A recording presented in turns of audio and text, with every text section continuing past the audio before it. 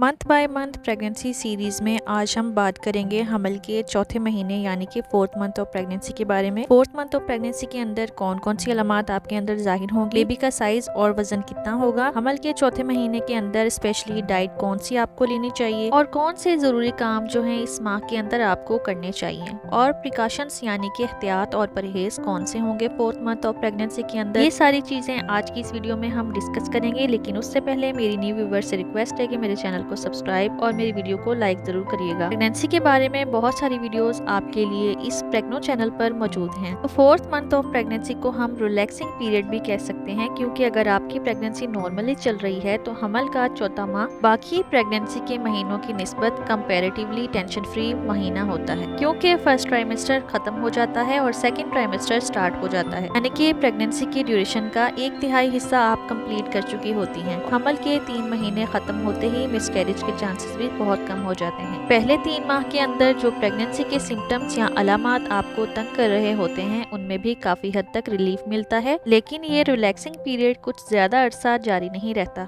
क्योंकि fourth month of pregnancy में कुछ ऐसी अलामात आपके अंदर जाहिर हो सकती हैं जो कि आगे बढ़ते बढ़ते आपके लिए डिस्कम्फर्ट पैदा कर सकते हैं। फोर्थ मंथ की अपनी अलामात शुरू हो जाती हैं, तो फोर्थ मंथ के अंदर जो सिम्टम्स आपके अंदर जाहिर होते हैं उनमें मसूड़ों की सूजन हो सकती है, मसूड़ों में खून आ सकता है, नाक से थोड़ा खून बह सकता है, ब्लीडिंग हो सकती है, स्किन में खारिश हो सकती है। इसके अलावा फोर्थ मंथ के अंदर स्ट्रेच मार्क्स बनना शुरू हो जाते हैं, फिर आपका वजन बढ़ना शुरू हो जाता है, वजन आप गेन करना शुरू कर देते हैं और बास खवातीन के अंदर टांगों की वेन्स यानी कि नसें फूलना शुरू हो जाती हैं, जिन्हें वेरिकोस वेन्स कहा जाता है, और बाज़-औक़ात मकड़ी के जाले की तरह वेन्स बनती हैं जिन्हें स्पाइडर वेन्स भी कहा जाता है। स्किन पर पिगमेंटेशन आना शुरू हो जाती है। इसके अलावा फोर्थ मंथ ऑफ प्रेगनेंसी के अंदर कुछ सिम्टम्स ज्यादा भी होना शुरू हो जाते हैं, जैसा कि हार्ट बर्न है, मैदे के अंदर जलन या तेजाबियत का होना, फिर कमर का दर्द, सांस के अंदर थोड़ी बहुत दिक्कत मुश्किल होना शुरू हो जाती है। तो चौथे माह के अंदर जो थोड़ी बहुत अलामात आती हैं वो ज्यादातर इसलिए होती हैं कि आपके अंदर क्योंकि ज्यादा ब्लड बनना शुरू हो जाता है, आपकी वेन्स के थ्रू एक्सेसिव ब्लड पंप करता है, तो उसकी वजह से कुछ सिम्टम्स आते हैं। बाकी के जो सिम्टम्स हैं जैसा कि कॉन्स्टिपेशन का होना, हार्ट बर्न का होना, मैदे के अंदर जलन का होना, और इसी तरह जो सांस में थोड़ी बहुत तब्दीली होती है वो यूट्रस के बढ़ते हुए साइज की वजह से होती है। फिर एक जो इम्पोर्टेंट सिम्टम होता है, खवातीन सवाल करती हैं कि फोर्थ मंथ के अंदर बच्चे की हरकत का महसूस होना जरूरी है या नहीं। बहुत सी खवातीन परेशान होती हैं कि उनको फोर्थ मंथ के अंदर बच्चे की हरकत महसूस नहीं होती, तो ये डिपेंड करता है कि आपके अंदर प्लेसेंटा की अटैचमेंट यानी पोजीशन क्या है, यूट्रस के अंदर बेबी की पोजीशन क्या है, और फिर आपके जिस्म पर स्पेशली पेट के ऊपर कितनी चर्बी है। तो बास खवातीन को बच्चे की हरकत एक दिन महसूस भी हो सकती है, उससे नेक्स्ट डे नहीं भी हो सकती, और बच्चे की हरकत जैसा कि तितली के फड़फड़ाने जैसे हो सकती है, बुलबुलों की तरह टैप टैप करके भी स्टार्टिंग में महसूस होती है। लेकिन 28 वीक से पहले आपको बेबी की किक्स काउंट करने की या बेबी मूवमेंट्स फील करने की जरूरत नहीं होती। इन शॉर्ट चौथे माह के अंदर अगर आपको बच्चे की हरकत महसूस नहीं होती तो इसमें घबराने की बात नहीं होती। फोर्थ मंथ ऑफ प्रेगनेंसी में अगर हम बेबी के साइज के बारे में बात करें तो वो तकरीबन 6 इंचेस तक होता है और वजन 4 से लेकर 5 ऑन्स तक हो सकता है। बेबी की सारी बॉडी पर ब्राउन कलर के नरम से बाल आ जाते हैं, हेड का साइज भी बढ़ना शुरू हो जाता है। दुम या टेल इनिशियली बेबी के अंदर होती है, वो इस माह के अंदर तकरीबन गायब हो जाती है। आंखें और कान भी तकरीबन अपना काम शुरू कर देते हैं। इस माह के अंदर आपका बेबी आपकी आवाज सुन सकता है, आप अपने बेबी के साथ बात कर सकते हैं। इसके अलावा बच्चे की पलकें, भवें, आईलिड्स और फिंगरप्रिंट्स भी फोर्थ मंथ ऑफ प्रेगनेंसी के अंदर बन जाते हैं। अब फोर्थ मंथ ऑफ प्रेगनेंसी के अंदर आपने अपना किन चीजों के अंदर ख्याल रखना है, कौन सी चीजों से परहेज करना है, इसके बारे में बात कर लेते हैं। तो सबसे पहले तो आपने अपना एक अल्ट्रासाउंड स्कैन करवाना है। बच्चे के अंदर जो क्रोमोसोमल डिफेक्ट्स होते हैं उनको देखने के लिए किया जाता है। इसके अलावा आप अपने सोने की हैबिट्स है उसको थोड़ा चेंज करें। अगर आप बिल्कुल सीधा लेटती हैं तो उसके बजाय आप बाएं करवट पर लेटना शुरू कर दें, क्योंकि आपकी यूट्रस का साइज जो है वो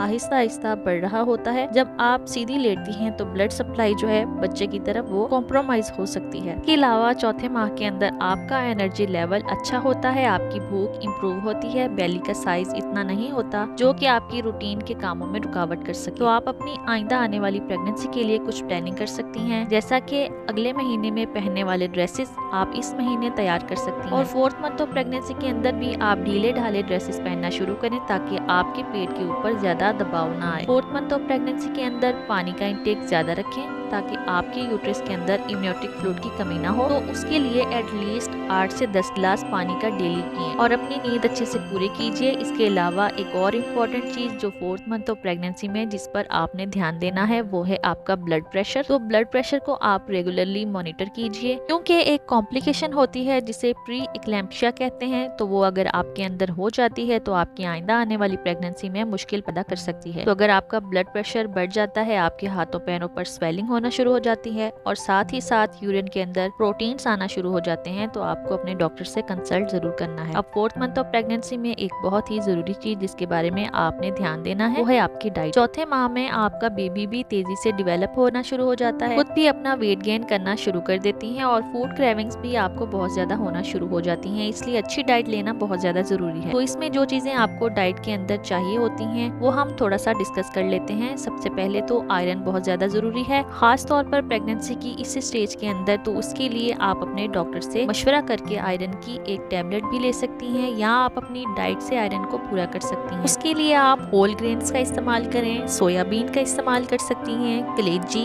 लीफी ग्रीन वेजिटेबल्स या ड्राई फ्रूट्स और एग का इस्तेमाल कर सकती हैं आयरन हासिल करने के लिए। फाइबर का इस्तेमाल आपकी डाइट के अंदर बहुत ज्यादा होना चाहिए, उसमें नट्स या चिया सीड्स, इसके अलावा मल्टीग्रेन आटा आप इस्तेमाल कर सकती हैं, बादाम का इस्तेमाल कर सकती हैं। फाइबर के इंटेक से एक तो कॉन्स्टिपेशन नहीं होती और आपके बाउल मूवमेंट्स वो भी अच्छे रहेंगे। इसके अलावा कैल्शियम बहुत ज्यादा जरूरी होता है आपको अपनी बोन्स के लिए भी और आपके बच्चे की बोन्स के लिए भी। तो कैल्शियम आपका दूध, दही, चीज या बादाम वगैरह से आप हासिल कर सकती हैं। एक और इम्पोर्टेंट एलिमेंट जो कि जिंक, बच्चे के नर्वस सिस्टम और इम्यून सिस्टम को बेहतर बनाने के लिए बहुत ज्यादा जरूरी होता है। जिंक जो है आप बीफ से ले सकते हैं, नट से ले सकती हैं, पालक से ले सकती हैं, मशरूम से ले सकती हैं। इसके अलावा विटामिन सी को खुराक के अंदर शामिल करना बहुत ज्यादा जरूरी है, फ्रेश फ्रूट्स जैसा कि टमाटर और अमरूद वगैरह। फिर ओमेगा फैटी एसिड्स जो कि आपके और आपके बच्चे की आइज के लिए, ब्रेन के लिए, स्किन के लिए और हेयर की ग्रोथ के लिए बहुत ज्यादा जरूरी है। तो वो आप सोयाबीन से, अखरोट से, सीड से, बादाम से, तुख मलंगा, इस किस्म की चीजों से हासिल कर सकती हैं। फॉलिक एसिड आपकी डाइट के अंदर बहुत ज्यादा जरूरी है, आप इसकी एक टैबलेट अपनी डेली रूटीन में यूज कर सकती हैं। इसके अलावा विटामिन डी का इस्तेमाल भी खुराक के अंदर बहुत ज्यादा जरूरी है। विटामिन डी एक तो कैल्शियम को ऑब्जर्व करता है, दूसरा आपके बच्चे के दांत और हड्डियों को मजबूती देता है। विटामिन डी आप दही,